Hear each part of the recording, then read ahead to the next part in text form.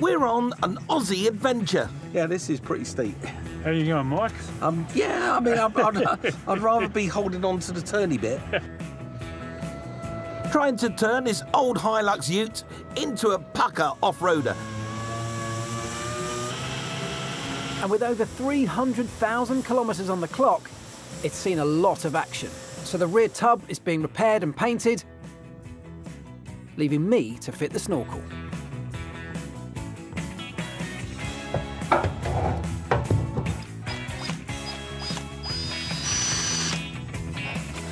Right, there we go. That is it. This is now securely fixed in place, and I absolutely love the way it's turned out. It's a brave move, cutting holes in bodywork, but actually it's ended up looking really nice and should turn this into a proper extreme off-roader. It's looking good, but no off-roading aficionado is going to cough up their cash for a ute that's rolling on the wrong rubber. Right, here we go. And whilst I've got the tyres off, I've got a chance to give these sad-looking wheels a makeover. They're in worse nick than a wombat's whiskers after a dust storm. Come on in. You get one side, I'll get the other. That's a heavy wheel, isn't it? Oh, yeah. I was thinking we could change the wheels, but then, if you think about it, it's going to go off-road. Yeah. There's rocks, boulders, it's going to get bashed. It's going to get bashed. Yeah, so if I do it with just a easy aerosol, if it does get chipped, somebody could just aerosol over it again. Exactly. A new set of wheels would set us back over $500 dues. Now's the tough job of getting this big tyre off of this rim. Yes. But a Mike Brewer rattle can makeover, plus a lending hand from Sally, means we'll save a fortune and max out our profit come sale time. Whoa, whoa, whoa! You are so fast. Nice. Oh, yeah. Look at that. Perfect. Right, let's give it a wash. Whilst Mike and Sally get our wheels ready for the rough stuff, Wherever I go, I'm getting wet. I've ordered us some heavy-duty gear that's a must for any serious off-roader. The car is really coming on, starting to feel like it can take on much better terrain than it used to, but I'm not quite finished. I've bought this kit here for around 600 Australian dollars, about £300, and it incorporates a brush bar kit and a new set of uprated side steps to run down the side of the vehicle. I've also got a brand new set of spotlights to stick on the front as well, just to give it that extra off-road look, but also, of course, if someone wants to take it out at night, they absolutely can. Okay, this is our brush bar. This is what's going to protect the wings and the lights as we bounce through trees and rocks. But that is way too long. And it's all more or less in the right position, going around the wheel arch. It's got clearance for the door to open. The way it fits is using these brackets. They clamp on there, and then this tube will sit in between those two, and it gets clamped together. At the moment, it's very clearly sitting way too high, and that may well mean taking a section out of there. Why are things never straightforward? At least me and my Aussie Elvis substitute are having some better luck. Nice little setup you got for me, Sally. Very good. You key that one. I can do this one. If you're painting your rims, it's best to put in the elbow grease. It'll make a world of difference when it comes to laying down the paint and guarantees you a ripper finish. When you're going to prepare the surface of a wheel, whether it's an alloy or a steel wheel in this case, you don't need anything fancy. You just need a Scotch pad or some light sandpaper just to knock back any high spots, any little imperfections on the wheel, and also give the surface something for the paint to key on. And we're going to use a very simple, just a satin black paint on these. You don't need an undercoat, you don't need anything fancy. Once it lays on, it's on. If it gets chipped or marked, it's easy to just give it a little squirt and a little touch up anytime you need to. So what do you think then, Sally? Do you think this is a good idea? Painting rather than powder coating? Definitely. It's easier to fix after a chip, and black always looks nice. Yeah, see, I think you are a girl after my own heart. Right then, gloves and mask.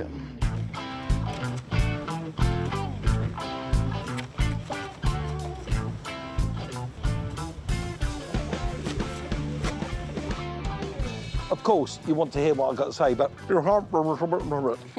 so I'll try and do this quickly.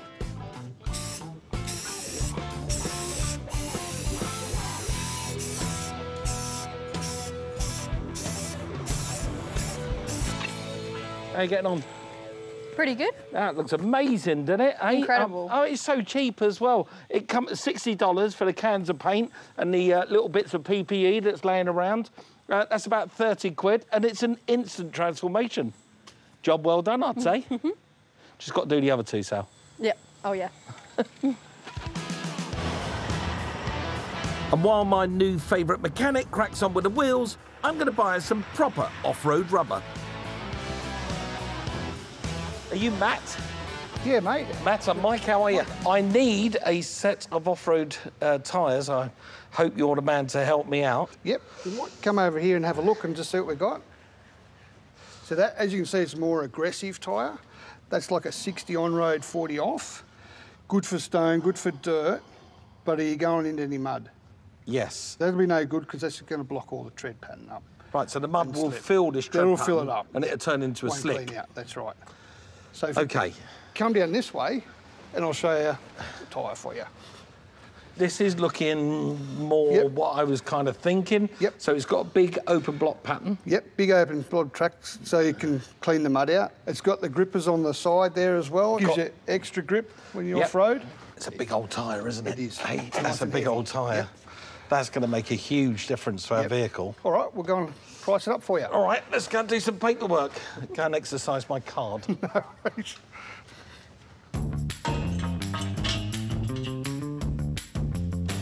Back at the workshop, I'm taking my frustrations out on our brush bar, which should now be the correct length. I've changed the disc to a sanding pad because now what I need to do is clean up the surface where I've cut. So we've got two flat surfaces mating against each other.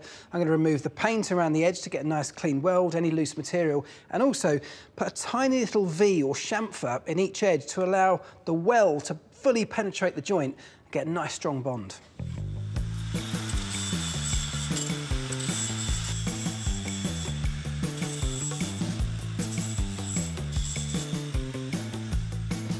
Right, that's looking good.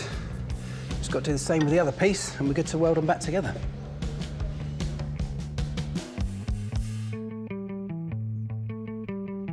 Right, here we go. This should now all be cut and shaped to the right size. So now the original bracketry system now works and clamps it in place. I can see my original mark, so I know I'm in exactly the right spot. The next step is to drill some holes through here where I can then nut and bolt it in position and then go back to that end and fully weld it up.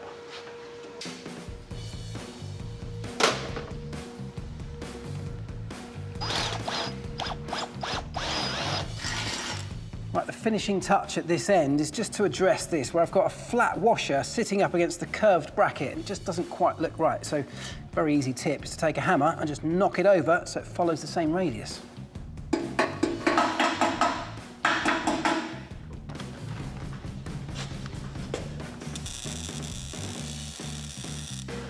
There we go, that's lovely. Well, that turned into a way bigger job than I thought it was going to be. I mean, it wasn't quite the bolt-on kit straight out the box, was it? But it is nearly there, and it's starting to really look the part and become much more capable as an off-road vehicle. I just need to fit the icing on the cake and hope Mike hasn't traded me in for a younger model. Don't worry, mate. There's only one Kylie to my Jason.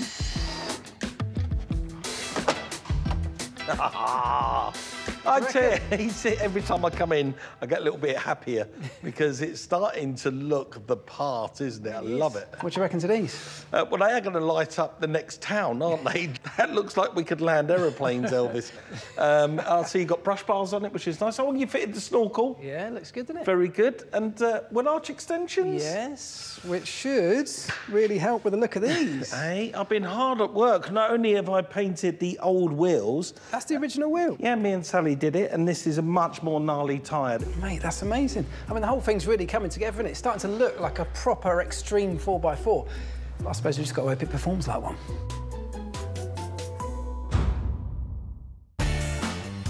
One week ago, we set out to transform this old workhorse of a Toyota Hilux Oh, God, it's heavy. Are you all right to get around those?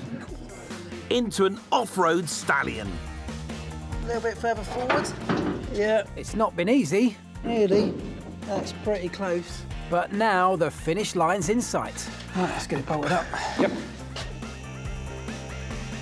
I reckon around there. That should be good enough. Yep. How you getting on? You all Yeah. done? Hold on. One. There you go. Done. Right, I'm just going to bring it down and we'll get that roll bar on. Nice.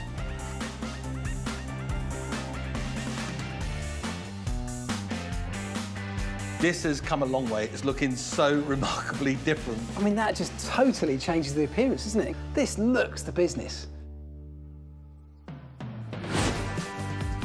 We bought our Hilux for $11,000.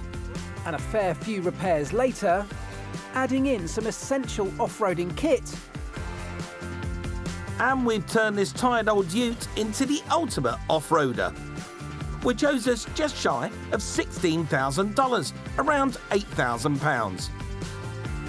But have we done enough to conquer some of the region's most unforgiving terrain, snare a serious off-road fan, and turn a profit?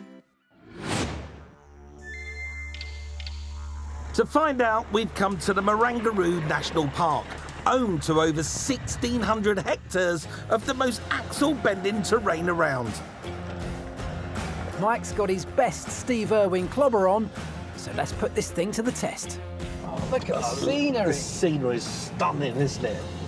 Blooming amazing. Look out for kangaroos. You might see wild... There's kangaroos, look, right there. Yeah, goodness Look me. at that, kangaroos, right here. Right there.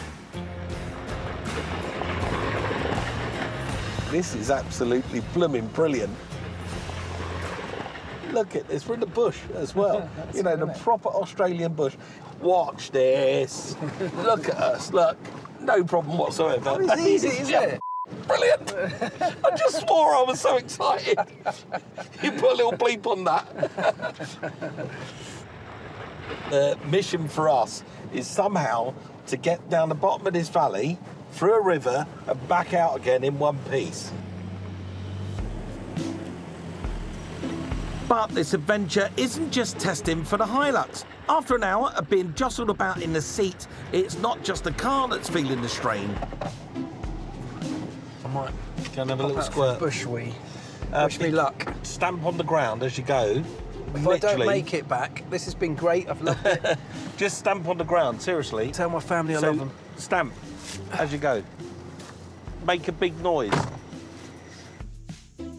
This feels like a good moment to remind everyone that 21 of the 25 most toxic snakes in the world live here in Australia. The trouble is, right, every single stick on the ground looks like a snake. You're just terrified to go anywhere, aren't you? If it wiggles, if it's a stick that wiggles, run. Sorry, let me rephrase that. If it's a stick that wiggles, run!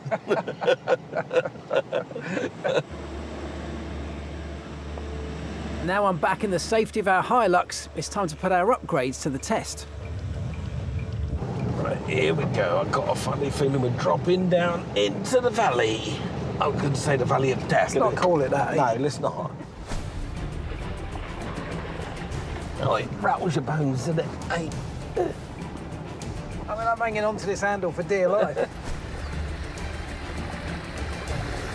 And it's only going to get worse. We're about to face our first off-road obstacle, a 60-metre indirect river crossing. Are you ready? Here we go. Here we go. Toes in. Here we go. Oh, so we're actually driving along the river. We've got to drive along the river to get out of it the other side. This is a bit more of a challenge. Look at this. This is great. I love it. Look how deep it is now. That is high.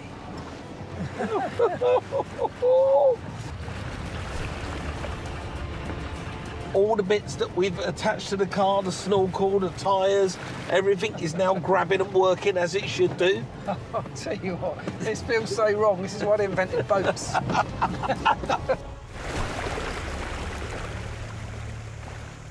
So far, so good. But to achieve ultimate off-road status, our Hilux must conquer one final rite of passage. We're going to attempt to summit one of the highest peaks in the park. Was that good to go for us, John? Over 1,000 metres above sea level, between us and the top is a perilously steep, loose, gravelly track. Yeah, off you go. Off you go. Good luck. Yep, we're on our way. But before we can head up, we need to negotiate a bum-clenching 40-degree downslope. You all right? You're not nervous? Right, here we go. I'm slightly nervous because I can't see anything out past the front of the bonnet right now. Oh, here we go. Now I can. Oh, yeah. Oh, that's steep.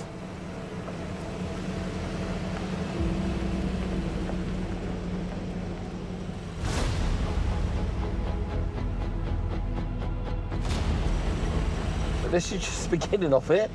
Oh, my goodness. Somehow we've got to get up there.